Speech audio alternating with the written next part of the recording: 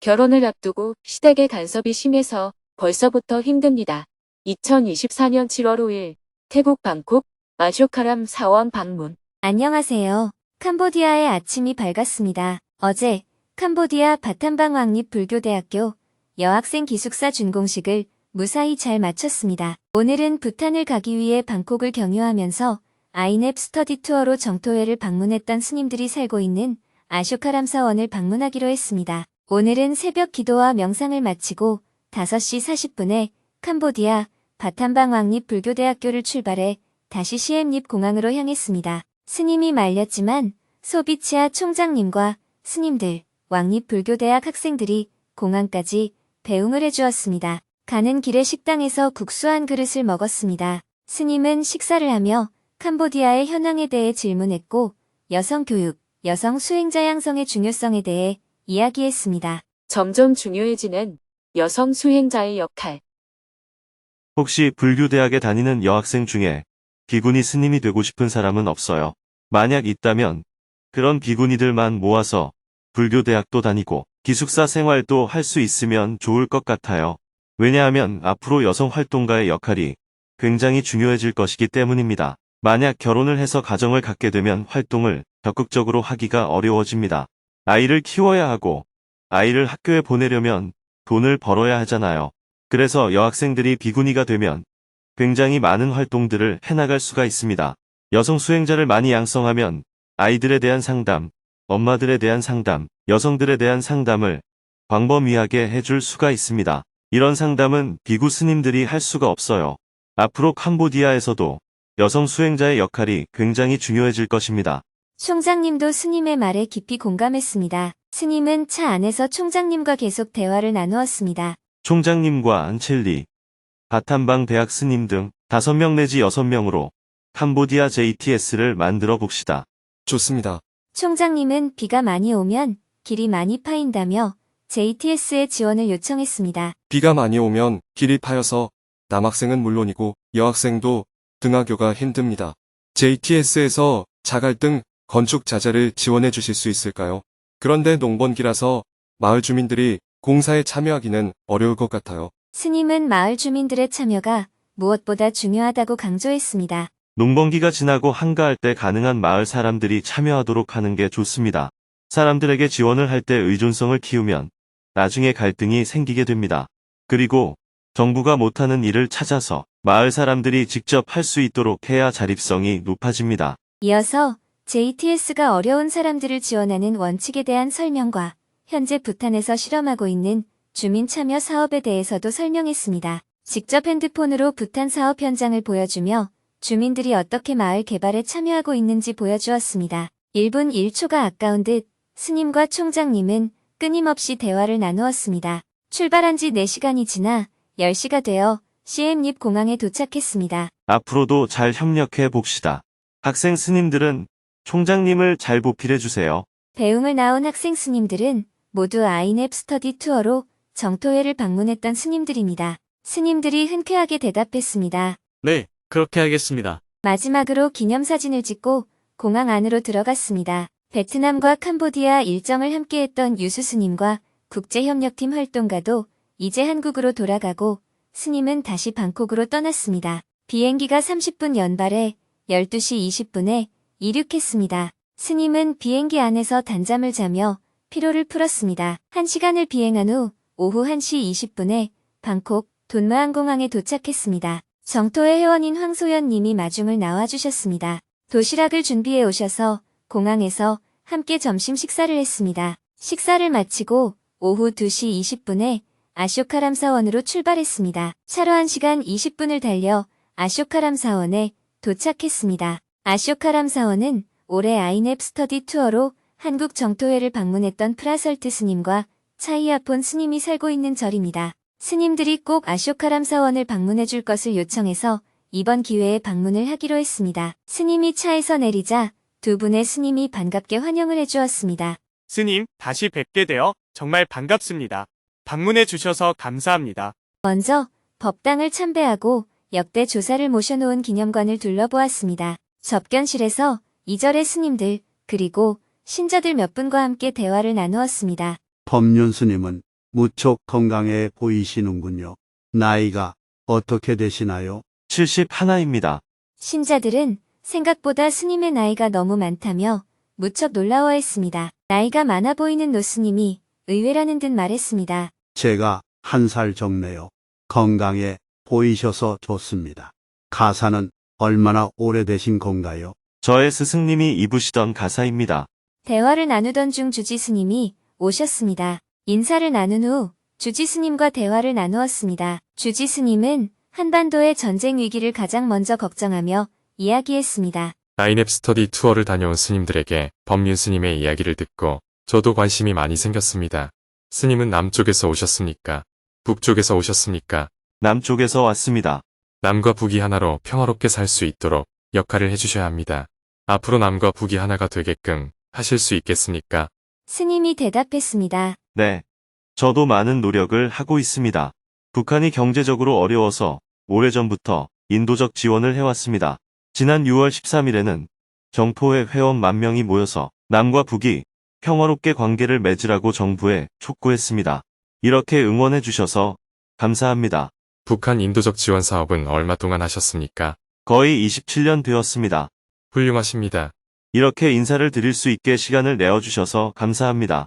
아쇼카람 사원의 주지 스님은 이절의 창시자인 아자니 스님의 동상과 책을 선물해 주었습니다. 스님은 주지 스님에게 홍삼을 선물해 드렸습니다. 마지막으로 함께 기념사진을 찍었습니다. 오래오래 건강하십시오. 주지 스님께 인사를 드리고 전동차를 타고 사원을 한 바퀴 둘러보았습니다. 스님들과 신자들이 수행할 수 있도록 만들어 놓은 다양한 시설들이 잘 배치가 되어 있었습니다. 한국 시청자들을 위해 금요 증문즉설 생방송을 해야 할 시간이 되어서 안정적인 공간을 찾아 이동했습니다. 아쇼카람 사원 내에 있는 차이아폰 스님의 수행처에서 금요 증문즉설 생방송을 하기로 했습니다. 제가 신자들이 스님의 방송을 한 자리에서 함께 들었습니다. 방송 장비를 세팅하고 오후 5시 30분에 금요 증문즉설 생방송을 시작했습니다. 한국 시간으로는 저녁 7시 30분입니다. 4천여 명이 생방송에 접속한 가운데 스님이 인사말을 했습니다. 저는 지금 태국 방콕에 와 있습니다. 지난주에 일본과 베트남을 방문했고 어제는 캄보디아를 거쳐 지금 방콕에 도착했습니다. 베트남에서는 5일 동안 9개의 사찰을 방문했습니다. 각 사찰마다 스님들이 안거 중이어서 안거하는 스님들과 함께 법담을 나눴습니다. 오늘은 일본과 베트남을 다녀온 영상을 여러분과 공유한 후 대화를 하도록 하겠습니다. 영상을 보고 난 후 스님이 대화를 이어나갔습니다. 영상에서 보신 것처럼 일본, 베트남, 캄보디아를 거쳐서 지금은 태국에 와 있습니다. 내일은 부탄에 들어가게 됩니다. 부탄에서는 지속 가능한 개발을 하기 위해서 주민들과 농수로도 만들고 집도 수리하고 밭에 울타리도 치고 논에 모내기도 하고 이런 일들을 하고 있습니다. 그리고 지금 인도 아쌈 지역에 홍수 피해가 많이 발생했습니다. 그래서 아쌈 지역을 방문하고 방글라데시로 이동할 예정입니다. 이렇게 제 소식을 전해드렸습니다.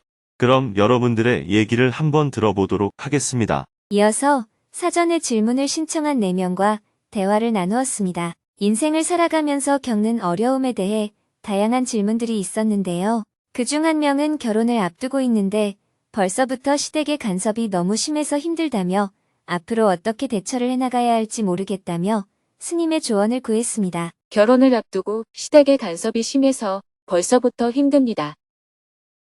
저는 3살 연하 남자친구랑 결혼을 앞두고 있습니다. 살림을 합친 지는 3개월 정도 되었습니다. 그동안 시댁의 행사나 모임이 많아서 자주 방문하면서 친해지게 되었습니다. 그러던 중 점점 시댁의 요구가 많아지고 함께 하기를 원하는 날들이 많아졌는데 그날에 참석을 못하겠다고 하면 이모들과 합세해서 혼을 내시기도 하고 오랜 기간 삐지기도 하십니다. 이런 일들을 겪으면서 이제는 결혼식에도 오지 않겠다고 하십니다. 이렇게 되면서 여기도 시월드구나 하며 경계심을 좀 갖게 된 것 같습니다. 점점 시댁 어른들이 싫어지고 원망스럽습니다. 이 문제로 남자친구와도 자주 싸우게 되었고 제가 오히려 부부관계를 망친 것이 아닌가 하는 죄책감도 듭니다. 경험으로 미루어 봤을 때 시댁과 앞으로도 계속 이런 식으로 부딪힐 것 같은데 제가 어떻게 대처해야 할까요? 어떤 마음으로 지내야 할지 잘 모르겠습니다. 도와주세요. 첫째, 여러 가지 어려움이 예상되니까 결혼을 취소하는 방법이 있습니다. 결혼하고 나서 이혼을 하기도 하고, 애를 낳고 나서 이혼을 하기도 하는데, 아직 결혼도 하기 전이니까 지금 결혼을 취소하면 앞으로 걱정할 일이 없지 않을까요? 어떻게 생각해요? 사실 그런 생각도 해봤는데 다른 남자를 만나도 늘 시댁 고민은 있을 것 같습니다. 그래도 지금 제 편이 되어주는 남자친구가 좋아서 함께 헤쳐나가 보려고 합니다. 결혼을 하게 되면 남자친구하고도 갈등이 생길 것이고, 앞으로 시댁하고도 갈등이 생길 것이라는 게 예상이 되잖아요. 이걸 전혀 모른 상태에서 결혼한 후에 이런 문제가 생기면 힘들겠지만, 결혼하기 전에 벌써 부부간에도 갈등이 생길 것 같고, 시댁의 요구도 점점 커져서 갈등이 생길 것 같다고 예상이 되잖아요. 이럴 때 현명한 사람이라면 나는 이런 갈등을 싫다 하고 그만두어야 하는데, 본인은 그런 갈등이 있지만 그래도 결혼을 하겠다는 거죠. 누구를 만나더라도 이런 갈등은 생길 수밖에 없고, 지금 남자친구와 관계가 좋으니 어차피 생길 갈등이라면 지금의 관계가 낫지 않겠냐고 생각해서 그냥 결혼하겠다는 거죠. 네, 맞습니다. 그렇다면 앞으로 갈등이 생기는 것에 대해 두려워할 이유가 없잖아요. 당연히 갈등이 생길 것을 예상하고도 내가 선택한 것이니까요. 그러니 겁낼 이유가 뭐 있어요? 스님께서 그때그때 마음을 알아차리라고 하셨는데요. 시댁에서 삐지거나 화를 내거나 하는 상황이 닥치면 순간적으로 저도 모르게 스트레스가 끝까지 차니까 제 감정을 제어하는 것이 잘 안 됩니다. 108배도 해보고 있는데 그 순간에는 제어가 안 됩니다. 어떻게 해야 할지 잘 모르겠습니다. 그래서 제가 처음부터 얘기한 겁니다. 첫째, 이런 갈등이 싫으면 결혼을 취소하면 됩니다. 결혼을 하고 나서도 이혼을 하는데 아직 결혼도 안 했으니 그만두면 됩니다. 미련을 가질 필요가 없어요. 그런데 이런 갈등이 있다고 하더라도 나는 결혼을 하겠다고 하니 너무 두려워하지 말라는 겁니다. 구더기가 무서워 장 못 담그겠느냐, 이런 말이 있듯이 이런 갈등이 무섭다고 결혼을 못 하겠느냐 하고 갈등을 기꺼이 감수하는 거예요. 그러니 너무 두려워하지 말고 갈등이 생기는 것이 당연하다, 이렇게 받아들이라는 거예요. 둘째, 어차피 갈등은 생길 수밖에 없는데 이걸로 괴로워하면서 결혼 생활을 할 것인가, 아니면 갈등이 생길 것이 이미 예상이 되니까 괴로움 없이 결혼 생활을 할 것인가 하는 것은 본인의 선택에 달려 있습니다. 내 뜻대로 안 된다고 화내고 짜증내면서 결혼 생활을 후회하게 될 것 같으면 지금이라도 결혼을 취소하는 게 낫겠다는 거예요. 갈등이 예상되지만 결혼은 하고 싶다면 시어머니의 이런저런 요구가 있을 때 당연하게 생각해야 합니다. 더 있거라 하면 네 알겠습니다 하고 있으면 되고, 그럴 수가 없으면 그냥 가버리면 돼요. 내일 오너라 하면 네 알겠습니다 하고 갈 수 있으면 가고, 못 가면 죄송합니다 하고 안 가면 됩니다. 간다고 해놓고 못 가면 당연히 욕을 하실 겁니다. 욕을 하시면 기분 나빠하지 말고 약속을 안 지켰으니 그러실 만도 하다 이렇게 이해하고 네 알겠습니다 하면 됩니다. 갈등이 예상될 때 그 갈등으로 인해서 괴로워할 것인가, 갈등이 있지만 괴로워하지 않을 것인가 하는 문제입니다. 갈등이 있어도 괴롭지 않으려면 갈등이 생길 때 상대의 어떤 요구나 태도를 그냥 받아들이면 됩니다. 아들을 곱게 키워서 장가를 보냈으니까 내 아들 뺏긴 기분이 들겠구나. 며느리가 나이가 더 많아서 시어머니가 트집을 잡을 만하겠구나. 이렇게 내가 시어머니를 먼저 이해하면 됩니다. 그래서 시어머니가 뭐라고 하시면 아들 가진 부모는 그런 마음이 들 수도 있겠네 하고 이해해서 어머니 죄송합니다 이렇게 말씀드리면 됩니다. 또 남편이 질문자가 보기에도 괜찮은 사람이라고 생각한다면 그 남편을 누가 키웠어요? 어머니가 키웠잖아요. 그러니 얼마나 고마운 분입니까?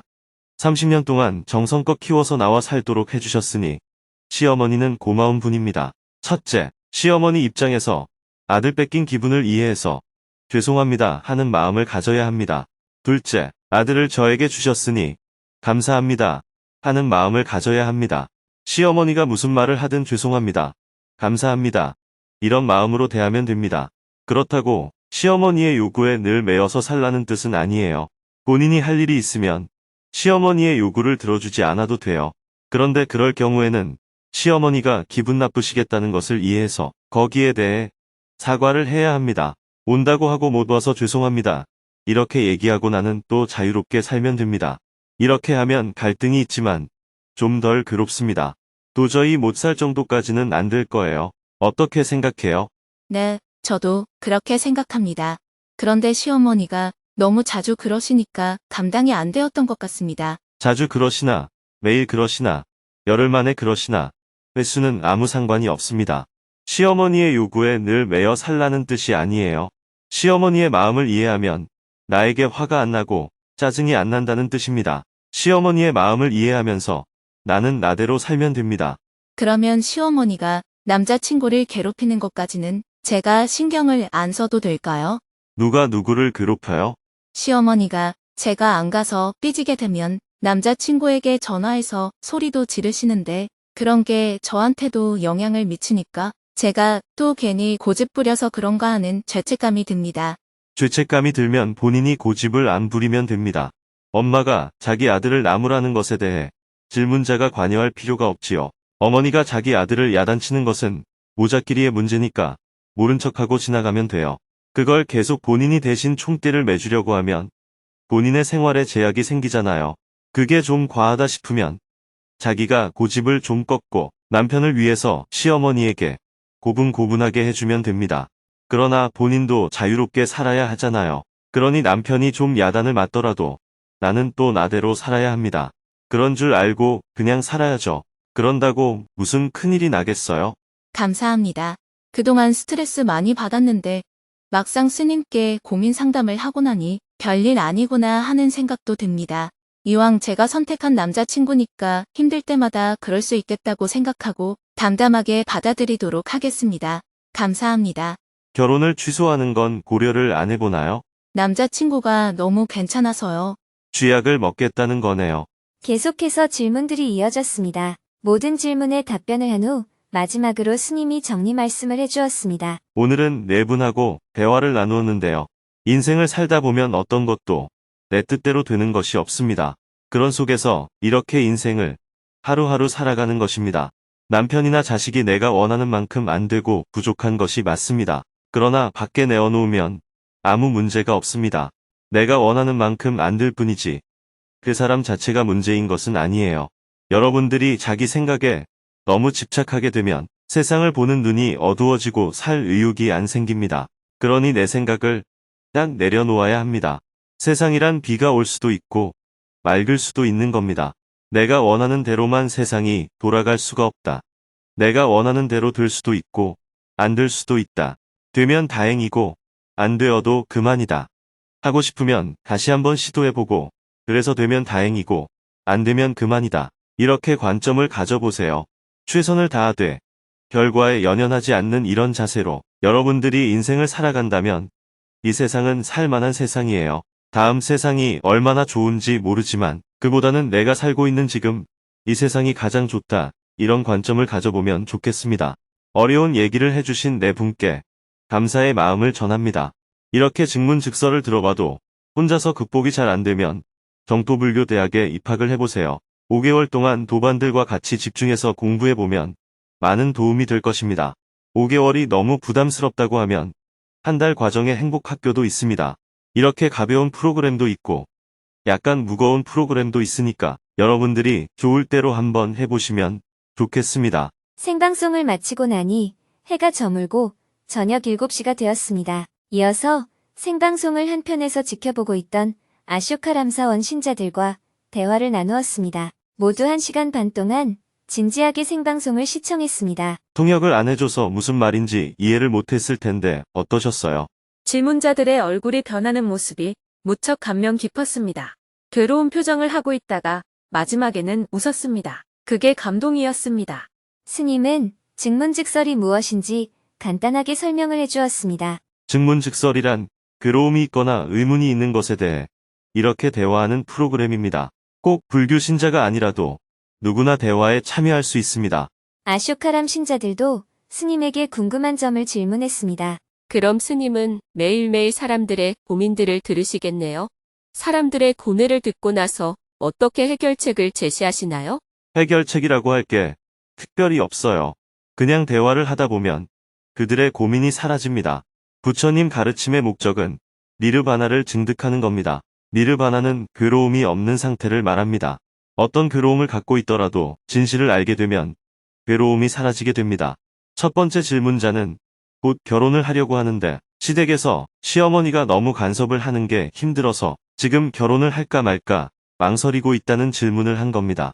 두 번째 질문자는 어릴 때 엄마가 자기를 버리고 재혼해서 엄마에 대한 미움이 큰 사람입니다. 엄마만 생각하면 분노가 일어나서 울음이 나오는데 이런 상태로 내가 낳을 애를 어떻게 키워야 되느냐고 질문했습니다. 세 번째 질문자는 아들이 결혼을 했는데 도박을 해서 며느리가 아기를 데리고 친정으로 가버렸어요. 그래서 손녀를 내가 키워야 되는지 아기 엄마가 키우게 해야 되는지 질문했습니다. 네 번째 질문자는 아빠가 폭력을 행사해서 참다가 못 견뎌서 아빠를 고발했습니다. 그래서 아빠가 감옥에 갔는데 엄마는 자꾸 아빠를 용서해 주라고 해서 엄마까지도 미워진다고 질문을 했습니다. 우리는 이런 일이 안 일어나야 괴로움이 없다고 생각합니다. 그러나 부처님의 가르침은 이런 일이 일어나도 괴롭지 않을 수 있다는 것입니다. 그러면 그런 일이 일어나도 그냥 놔두고 받아들이면 되나요? 대화를 나누면서 왜 괴로움이 생겨났는지를 먼저 이해하게 됩니다. 그래서 나쁜 일이 안 일어나야 괴로움이 없는 게 아니고 나쁜 일을 두고도 괴로움 없이 살 수 있는 길을 그들 스스로 찾게 됩니다. 우리는 나쁜 일이 일어나지 않아야 괴로움이 없어진다고 생각하는데 부처님의 가르침은 나쁜 일과 좋은 일에 관계없이 어떤 일이 일어나도 괴로움이 없는 경지에 이르는 것입니다.